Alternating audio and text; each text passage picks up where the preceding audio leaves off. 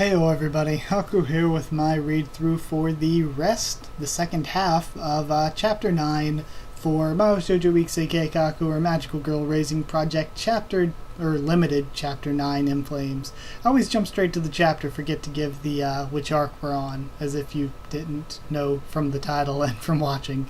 Yeah, we got the rest of the half of this chapter. It feels like it hasn't been that long since I read the first part. So Hana's been rescued and is being healed. I think that, what's-her-face? Ripple just ran off to go support Malpom, who's fighting Team Evil, basically, Team Pithy. And then Rainbow is sketchy as all hell, and has convinced Posteri to follow her off somewhere. So they have separated from the rest, or rather, more Toko, I guess. But Rainbow's kind of taking Toko's side in this. Whereas Posteri's very wary of what Toko's trying to do here. So, Posteri's learning too much, not feeling too good for her survival. And is that about it for recap before we get into reading? I think so.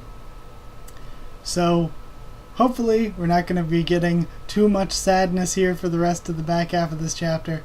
But we'll probably be getting some excitement since we're starting off with Malpom on page 13 and we're going to be getting some of this fight. I'm very interested to see what happens for the rest of this. I've been talking about Magical Girl Raising Project a lot recently, whether, I guess, in comments or in Discord, so I'm pretty hyped up for the series in general. And then we're getting towards the end of this arc where everything's popping off. We have to fill the rest of this 10 hours and 39 minutes within just 3.5 chapters. So we've got some craziness that's going to go down. And then we get the excitement of starting a new arc. So yeah, either way, let's finish out this chapter. Like I said, we're starting with Malpom remaining time 10 hours and 39 minutes at page 13 out of 27. And let me check the recording, make sure it's all good. Yeah, it's good. So, starting off with Malpom here. Slashing with sharp blades, igniting gunpowder and exploding, filling up with earth and sand, crushing with huge press machines, but nothing worked.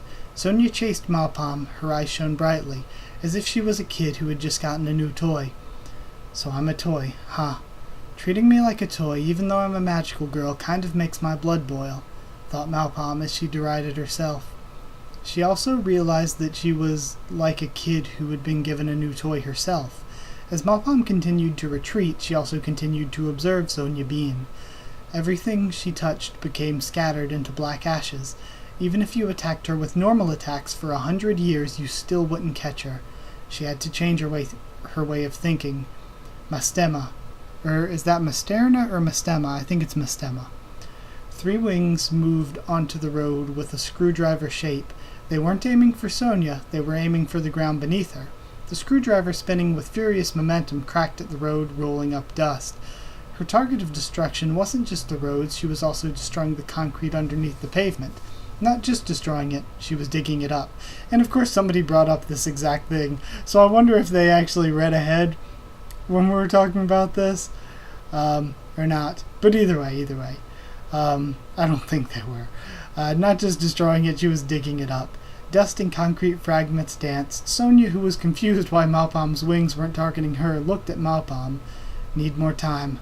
Malpom continued to dig further. She made an attack on the ground and dug a hole. The ground on Sonia's feet also collapsed and she fell down. Okay. It was a deep hole, a very deep hole. From above, it should look like a circular shape. Malpom's black wings deformed into an armored suit shape, exposing none of her body parts as she wore it. The dust is too severe for her to come without a suit. Malpom stood at the bottom of the hole. She recognized the figure of a joyful person inside the smoke. Sonia ran. In this 30-meter diameter limited space, there was nowhere to run. This was favorable terrain for the attacker. Malpom placed a black layer of film between her and Sonia. It was supposed to be a soft, thin wall of film, but it stood up somewhere inside the hole. It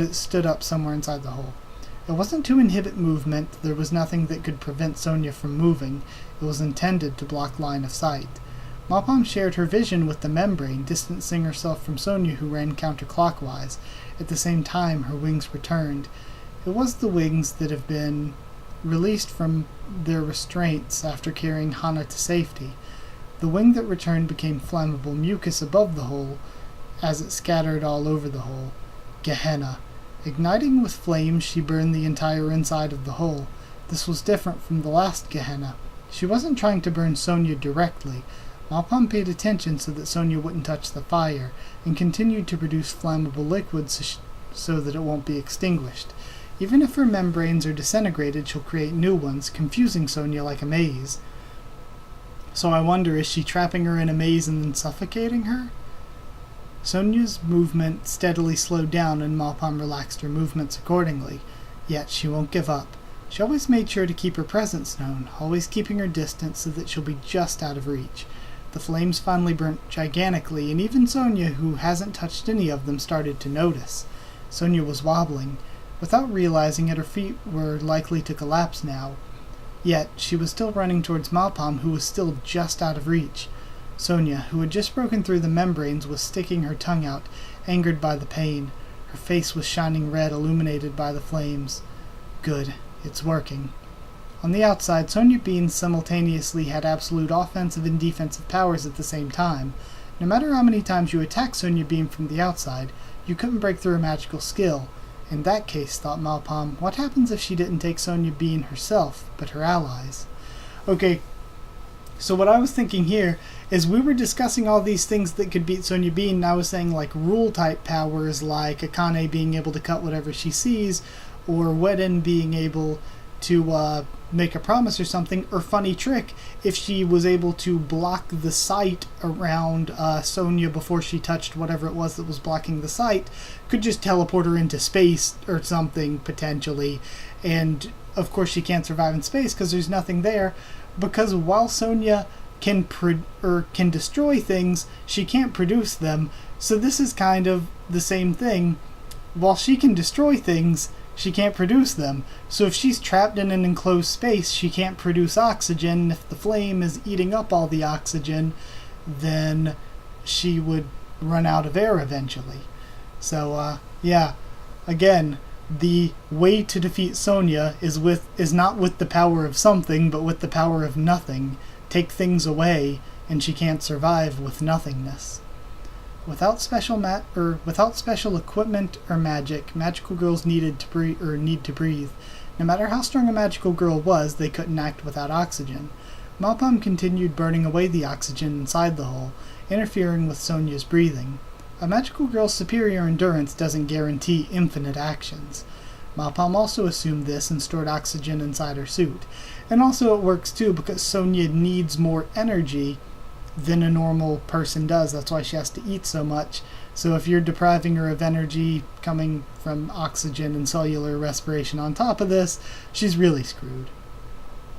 It was too late for Sonia to realize that she couldn't breathe. She was overwhelmed by the fight. Sonia tried to shout something, but nothing came out of her voice. Using her own magical skill, Sonia can dig into the walls and ground, and she could widen the hole. However, Malpam would attack her with flames, chasing her without letting her get away. Sonia had no other options left. Sonia tried to climb her way out of the hole using protrusions, but Malpam would instantly destroy those protrusions. Tentacles from her wings would cause Sonia's feet to fall, causing her to collapse downward. Malpam removed her membranes. Sonia looked behind her, glaring at the figure of Malpam that she saw. Sonia, who'd been fighting enjoyably up until now, was turned to hatred. She went down on her knees, both of her hands, and raised her waist. She wasn't trying to fall. When Palm noticed that it was a crouching stance, Sonia had already started to run. Movements and emotions can affect the strength of a magical girl. Sonia Bean, who was in a precarious situation, used all of her remaining physical strength to dash. The candle that's faded suddenly began to burn vigorously. The cornered magical girl showcased her hidden power. Just beyond the flames, Sonia stretched out and hugged the figure of Malpam, and while she didn't realize that it was just a dummy, fell forward. Even with a dying opponent in front of her, Malpam won't be discouraged. She used the wings that she used as a membrane to become a figure of Malpam, and Sonia took the bait. The oxygen-deficient and stunned Sonya caught the figure. She made the figure of Malpam disappear, and Sonya fell down, unable to move. Malpam moved away from the wall, returning the suit back. Okay. She concentrated... Hold on.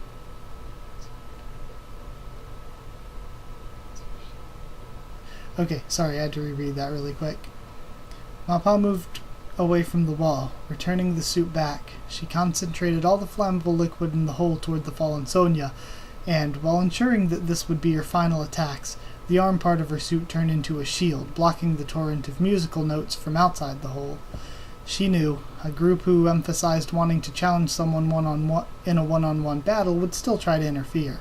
She didn't mind their cowardly and rude tactics. Battles were battles. As soon as she released her suit that prevented fire, her entire body was instantly covered in flames. To a magical girl, this was a pain that wasn't unbearable, but this wasn't somewhere she wanted to linger in for too long. Each of the musical notes had the power to tear flesh and break bones. She had to deflect them, but then she felt another killing intent behind her back, the swordsman and the fortune teller.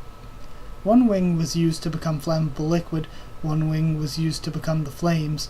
One wing that's been used to become a copy of Malpam hasn't been revived yet since it was destroyed by Sonya. The remaining one was the suit, which is now acting as a shield to protect her body from the musical notes. Was the enemy counting? Malpam had to defend herself with her own body now. A 2-on-1 would be slaughter. Of course, Malpam had predicted everything. Malpam's controllable wings had an upper limit of 4, but there was another. She had 2 more wings. She had 2 more wings. Why were they different? Those 2 wings were the wings that Malpam already had. They were extensions of herself, similar to her costume or her limbs. She couldn't separate them from her body or change their nature. Normally they were small so others wouldn't be able to see.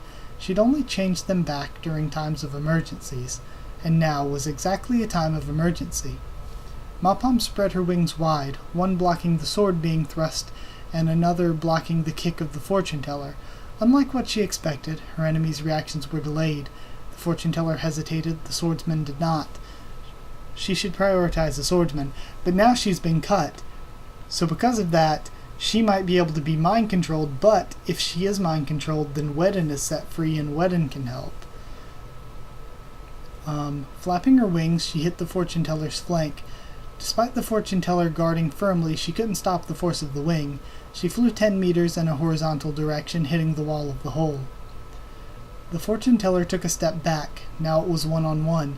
She had to end it here. She turned the flammable liquid wings into a humanoid shape and sent it to fight the fortune teller. It was for earning time.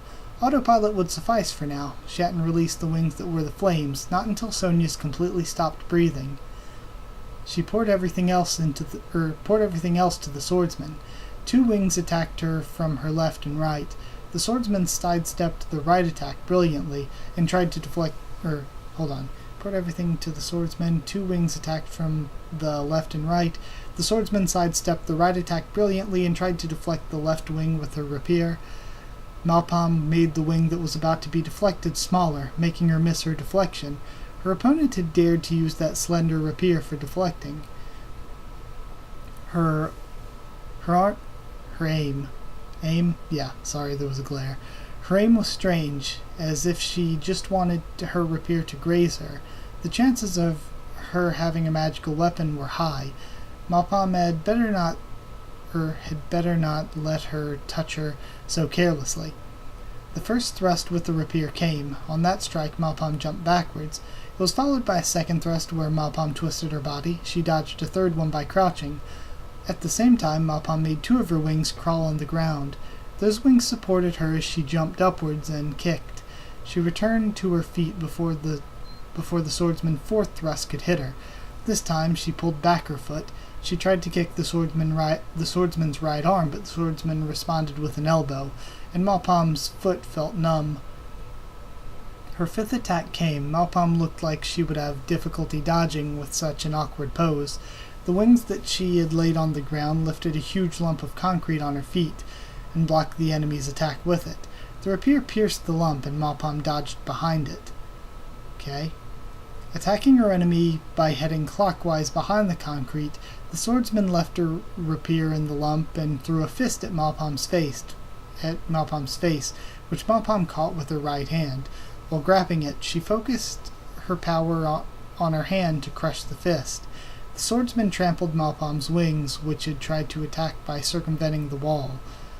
Okay, the swordsman's left hand, which had a dagger, was now being held at the wrist with Malpom's own, and when she tried to attack with the second wing, the swordsman held down the concrete block with her foot and trampled it. Her wings were being held down. Her hands were struggling with the swordsman's. Then she had to use her legs, but when she was about to kick, she was pushed back by the swordsman's power. The left hand with a dagger, the right with a fist, both were increasing the pressure. She was slowly pushing ahead. If Malpom lost her footing, she'd be pushed back. She couldn't lose in strength. Her rapier should have emphasized technique and speed, but it turns out the swordsman's arms had such strength. How interesting. Hold on, let me get a sip of water really quick, just to make sure I don't lose my voice any. This is exciting. It's a good fight. As soon as I saw her setting the fire up at that hole, though, I kind of predicted pretty much the rest of it in my head. But that's not a bad thing. That just means it's well thought out, that people can figure it out. But either way, continuing on, we're at page 19 now. How interesting. As more power was being put in, Malpom, who was aiming for the right timing, thrust her head forward. She slammed her head into the swordsman's nose, but her power didn't weaken. On the contrary, the swordsman beat Malpom's chin with her forehead. Malpom thrust her head without fear, crushing the swordsman's nose with the crown of her head. Her nose bled, her skin cracked, blood from the nose mixing in. One more headbutt. Her enemy intercepted it with her own forehead, both of them beating on each other's heads. Her enemy's powers haven't weakened. Pom's wings were only able to move slightly, and her enemy's arms are gradually catching up. Headbutting isn't having any effect. Should she bite her in the throat? As she thought of that while facing her head toward her enemy's throat, her enemy noticed her facial expressions. She intercepted it, and her nose was crushed. But that was no problem for her. There was a look on her face. It was a suspicious look, looking at something strange. Not to mention that expression wasn't directed at Malpom. She was looking directly behind Malpom. What was she looking at? She thought, but soon something pierced her from the back of her abdomen, and Malpom vomited blood. Her vomit was stained red, shining brightly, receiving the glow of the flames, as clear as seeing that thing you see after rain, a 7-colored rainbow. There was no indication. She didn't feel any heat or sound at all. Rainbow. Why? Okay. So she has rainbow in her vomit? Sorry, but no, she got pierced by a rainbow. Okay. Rainbow, why? The rainbow that pierced Malpom with that momentum tore open the swordsman's belly as the swordsman broke off her balance and diagonally fell forward, catching the rapier that was pierced in concrete, but the sword couldn't support her weight, and her sword slipped, and the swordsman released Malpom's hand and rolled away. Malpom tried to escape the rainbow in any way, but there was no power in her legs. She couldn't even run or look back. Her body was supported by the penetrating rainbow. So of course we've known basically since the beginning that Rainbow was the murderer. But now it's like, is this really a good time to make your move with all of those enemies right there? But in any case, it seems like she's tried to take out two of the biggest enemies at once, piercing Malpom and Pukin. Okay, body was supported by the penetrating rainbow. A second rainbow, a third rainbow came to hit her. She couldn't avoid it. Malpom's body was split apart by rainbows as she laid her last breath. Really? I was not expecting Malpom to die. Wow. Okay then. OP rainbow powers. And we have the art of her getting split open. And because it's not in color, it is a little bit difficult to see what's happening here. So yeah, illustration. Malpom killed by rainbows. So now we're seeing Pithy Frederica at about the same time. Okay. Because Pithy's not going to team up with Rainbow. I mean, she could. I'm wondering if Pithy is going to team up with Rainbow. It's weird though. We'll see. But if the rainbow moves as quickly as light, and it pierced the belly... Well, I guess she fell diagonally, so maybe Pukin's in a lot of trouble right now too. But we'll see. Pithy Frederica, remaining time, 10 hours and 20 minutes. She had agreed on Pithy's claim to rescue Sonia on the outside. In reality, Frederica had no ideas, or had no thoughts on saving Sonia's. Okay. Maybe they mean Pukin there. Pukin's claim to rescue Sonia instead of... I don't know. She had agreed on Pithy's claim to rescue Sonia on the outside. In reality, Frederica had no thoughts on saving Sonia. Oh well, either way. All she had was a desire to defeat Malpam. Malpam was a magnificent magical girl, and to remove the biggest obstacle of her current situation, she judged that it'd be fine to sacrifice Sonia. She wasn't intruding on the fight to save Sonia. Rather, she would aim at a time when Malpam would strike the final blow on Sonia, and strike when she has her concentration fully on Sonia. If all three of them attacked at once, they had a chance to win. They left the timing to her, and she deliberately delayed their attack. Despite originally saying that she'll leave Sonia, she came down only when it was too late to save her. It should have been a tight sense of timing, the best timing to strike her opponent during an opening. That would be when Malpam has used her four wings fully, somewhere where it wouldn't be enough to block their attacks with two wings. Meaning, if they were to attack her twice, she'd have to use her body to block the second one. Frederica only had to restrain her. A single hit from Pukin could be fatal. But Malpam was above Frederica. Within Frederica's knowledge, Malpam didn't have 5, let alone 6 wings. As a matter of fact, she did have them in use for emergencies. Frederica and Pukin's attacks were blocked by those wings, and now she had to fight a black humanoid. She couldn't go support Pukin, but even while falling into this inevitable state, Frederica felt pleasure. She was an underhanded magical girl, and her strategy of sacrificing her allies to fight her enemies was crushed. That was what Malpam was like. Okay. As she was blown away by the wings and hit the walls of the hole, Frederica became intoxicated. Then she saw it. The rainbow that appeared. Why did a rainbow have enough sharpness to split Malpam apart? Her euphoria was blown away, and she was pulled back into reality. Malpam's body, her arms, legs, head, and that hair of hers was scattered with bloody splotches. The flames disappeared, and Sonia's body is gone, not even leaving a single trace of charcoal. Pukin was also gone, leaving behind a trail of blood. Frederica blinked. She didn't have enough time to be stunned. Okay, so Sonia, if she's completely gone and we're not even seeing a single trace, again, I'd like to think she didn't survive, but whenever you don't see a body, you can't trust it. So Sonia could potentially be alive, and it looks like Pukin ran away somewhere or something since she grabbed onto her sword. Pukin was gone, leaving behind a trail of blood. Frederica blinked. She didn't have time to be stunned. She ran upwards outside of the hole and saw 3 girls there.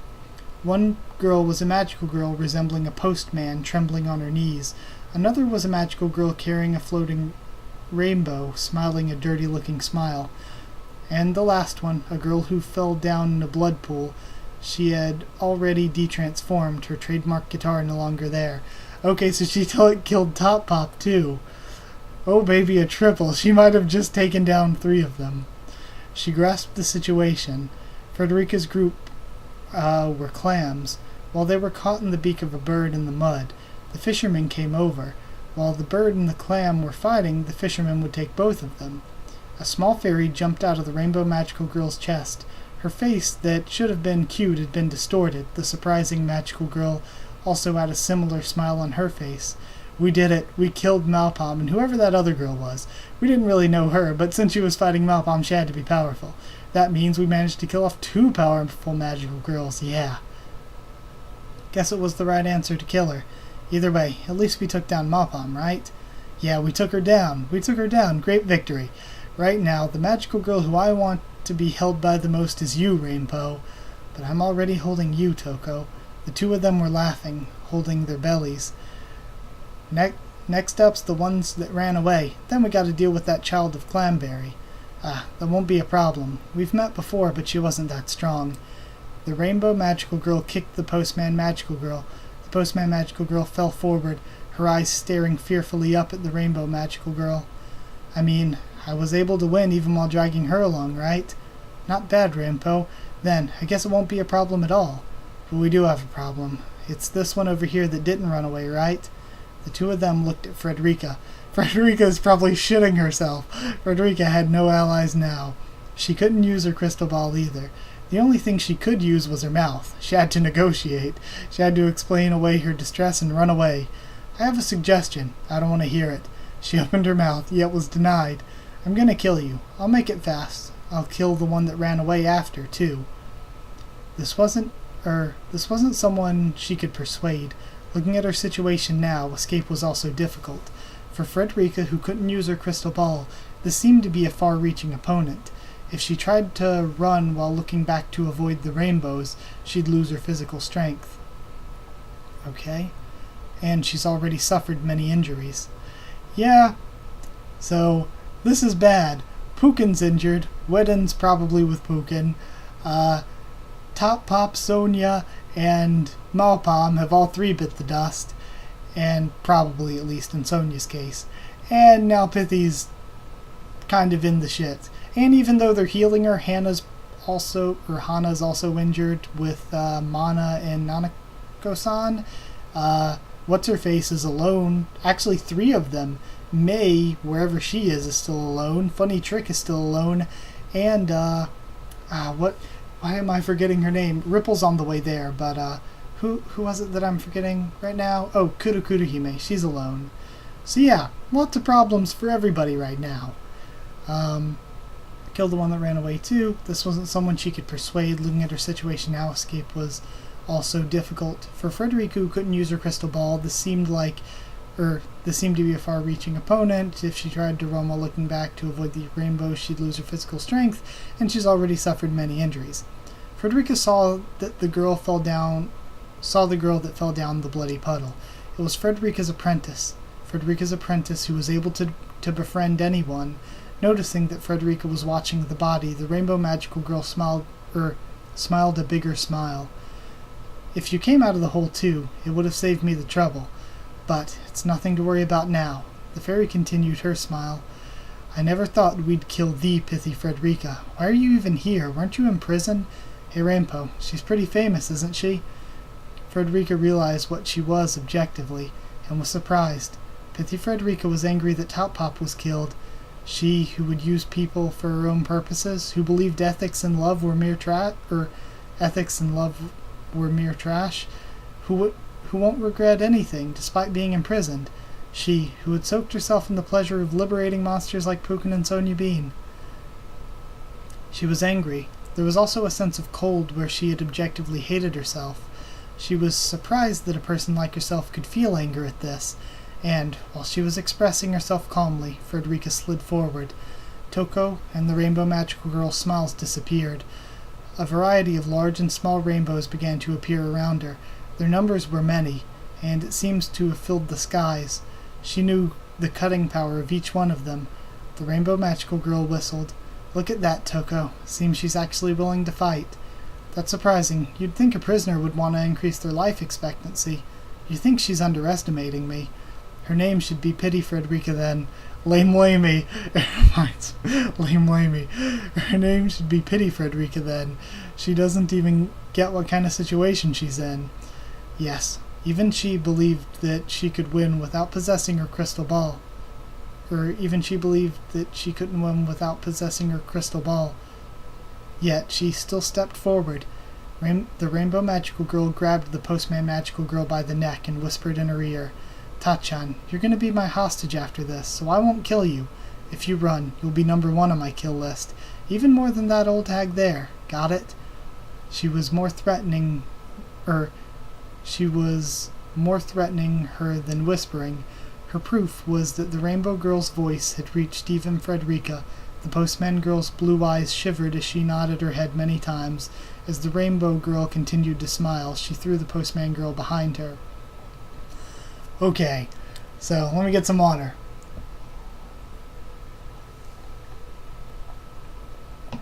So we've gone from 1 death in the previous 9 to finally having 3 here. Not that I like it, but having 3 here at least. We don't know what's going to happen to Pukin or Pithy, but they seem to be in pretty bad shape.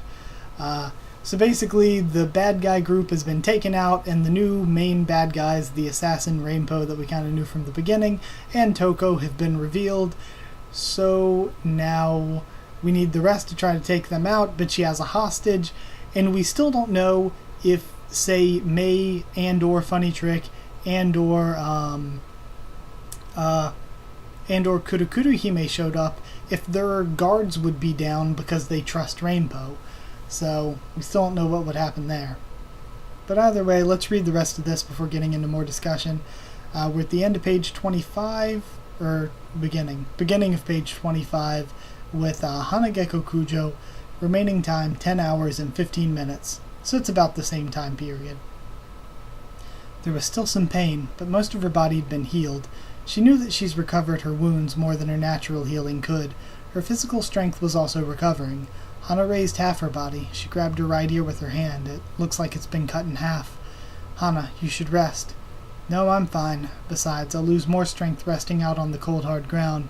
I mean, look at what season this is. She laughed.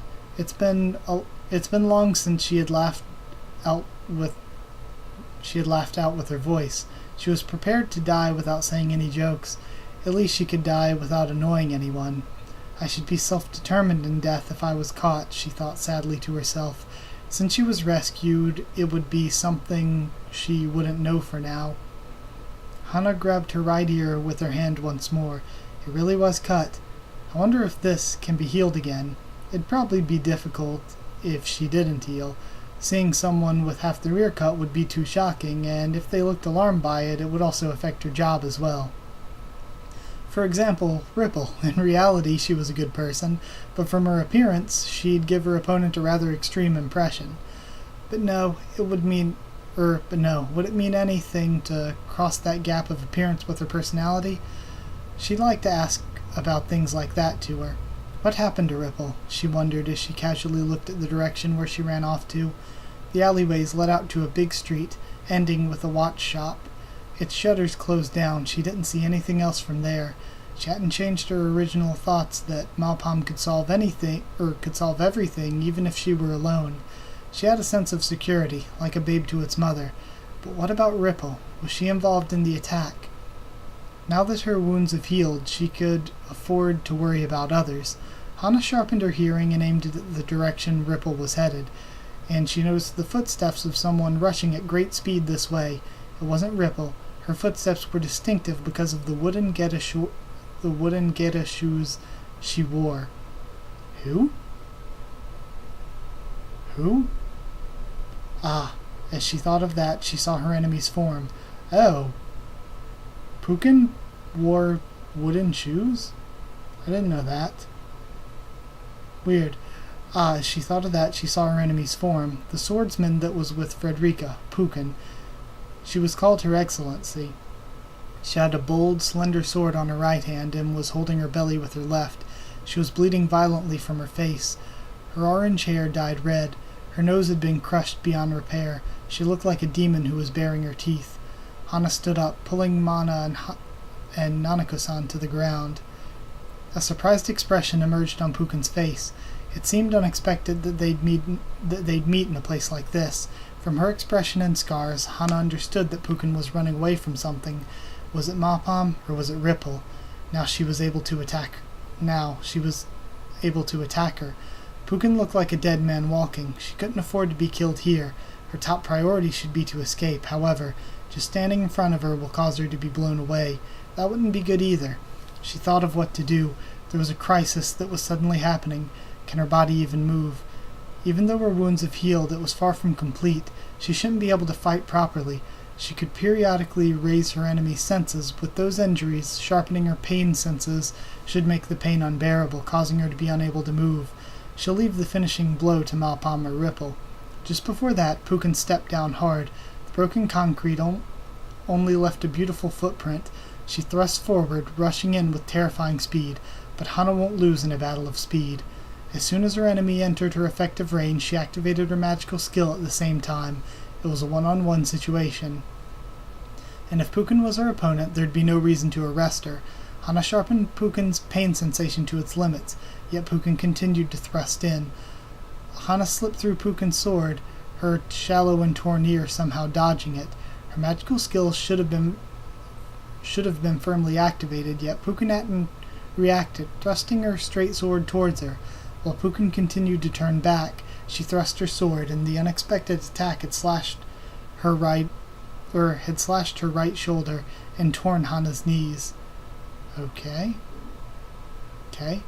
Pukin reached the sheath of her dagger with her left hand. It was pulled out halfway. Hana stepped faster, aiming for her enemy's jaw and hitting it with the palm of her hand. Pukin tried to endure it, but Hana pushed her weight there, hitting the back of Pukin's head to a wall. Pukin gave a small groaning voice. Leaning on the back of the wall, Hana pressed on the center of her chest with her hand. She felt warm blood flowing between her fingers. Pukin's dagger had stabbed her, with only the handle sticking out. What the heck? So are they gonna kill each other here? Hana let go of her chest. Her blood flowed more gently. It dyed her kimono red, falling down from the inside of her clothes to her thighs. She balled her fist and brought it in front of her face. "It's now or never," she said as she glared at Pukin. "She still hasn't fallen yet. Soon Mahou or Ripple should be here. Until then, she had to keep holding on somehow." When she looked at Pukin's face, she noticed the thin cuts on her cheeks. She can't be wrong that she had a magical skill that could do something to an opponent that's been cut. When she thought about the wedding dress girl, she figured she might have been brainwashed, enslaved. Was she nearby? Pukin, who knew of Hana's magic, had sliced herself in advance. Okay, she had given herself something to counter Hana's magical skill, did she? She made herself misunderstand the sense of pain into something else. Was it something like that? There was no room for her to use her magical skill anymore, but she didn't show it on her face. She wasn't bleeding anymore, and she took a step forward with a flexible expression. Pukin pointed her sword at Hana. They heard the sound of a car running off from some direction, and she frowned. Pukin clicked her tongue and ran off with her cloak falling. In terms of time, this whole event took only a few seconds. Hana leaned her back against a building wall. Nanako-san and Mana got up and clung onto her. The two of them had tears in their eyes. The burning heat she felt in her chest gradually cooled down. The coldness spread throughout her entire body, and even her thoughts became blurred. Her attack failed, but at least she served a role as an escort guard if Nanako-san and Mana were safe. She thought and smiled as she lost consciousness. So probably dead. Okay, so probably 4 deaths here. So now we've got Sonia, probably dead, but could possibly have survived somewhere, but probably dead. Hana, probably dead, but could have maybe somehow survived the stab wound. Mahou, who I didn't think would die, but is totally dead, and Top Pop, who is totally dead. So what does that leave? Everybody's kind of separated right now. So we have Rainbow, who's obviously evil now with Toko, and she has her hostage. And in addition to that, they're face-to-face with Pithy, and one of the next things I think we'll see is Ripple showing up. Ripple may even team up with Pithy. We don't know where Wedden is, but we had a car speeding off. So maybe that was the getaway car, and maybe that was Wedden, but the effect should have worn off on Wedden when Pukin used her ability on herself. So, I don't know. Pukin's alone right now and kind of dying. And then, what's-her-face? Wedden is by herself somewhere, probably from what we know. Same with Funny Trick, same with Kurukuruhime, same with Mei. If Mei is still alive, which I'm assuming she is, because I don't really have a reason to believe she isn't right now. Yeah, so there's all them. And then we have the two here with the probably dead Hana, which are Nanako-san and Mana, not really fighters. And Posteri is the one that's with Rainbow. That's what I said, right? I think I might actually got her name wrong. Sorry about that. But yeah, Posteri is the one that's with Rainbow. So yeah, I think that's everybody right now. I didn't really count it or anything. But yeah, so everybody is all separated. And it's interesting to note that the veteran magical girls, well, I was going to say it seems like they're killing off the prisoners and the veteran magical girls and leaving it to the new magical girls to stop Rainbow. But then again, only 2 of the veterans were killed, and even one of them could maybe survive. But I think this was Hana's death. I don't think she's just losing consciousness. I think she's losing consciousness, aka dead. So there is all of that. Lots of things happened. This was probably the most eventful half chapter in the entire arc. So we have all of this, and we have 3 more chapters to go. 3 more chapters with 5 characters down, 11 characters to go then.